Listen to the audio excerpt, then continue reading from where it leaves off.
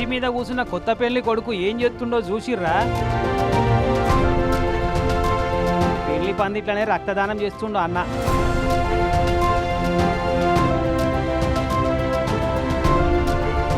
పేరు విరూపాక్షట. కర్నూలు జిల్లా ఆదోని బోయగిరిలో ఉంటాడు. ఫోటోగ్రాఫర్ కమ్ వీడియోగ్రాఫర్ పని చేసుకుంటేనే సామాజిక సేవా కార్యక్రమాలు చేస్తుంటాడట. ఇక రక్తదానం ముచ్చటైతే ఎంతో చెప్పినా తక్కువే. పెయిలున్న రక్తం అంతా దానం చేయమన్నా దానకర్ణుని అన్న లెక్క దానం చేస్తాడట అన్న. ఫోన్ కాల్ చేసి ఫలానా బ్లడ్ గ్రూప్ కావాలని విరూపాక్షన్న అని అడుగుడే ఆల్చమట. అర్ధరాత్ర పొద్దుగాలనా అని తేడా లేకుండా పరుగులు పెట్టి పోయి రక్తదానం చేస్తుంటాడట. ఇక అన్న కుదరకపోతే ఎరుకున్నోళ్ళని పంపి దానం చేపిస్తాడట.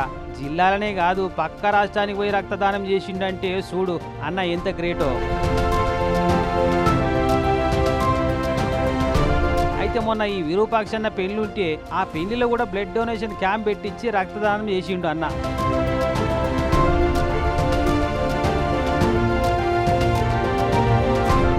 అన్నం చూసి ఇంకో 27 మంది చుట్టాలు కూడా రక్తదానం చేసిరట పెళ్లిళ్ళనే. వారేవా తను చేసుడే కాకుండా అంత మందితో చేపించుడు ఎంత గ్రేట్ కదా.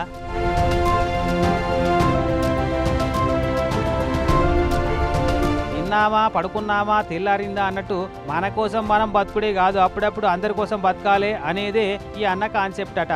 సూపర్ పో.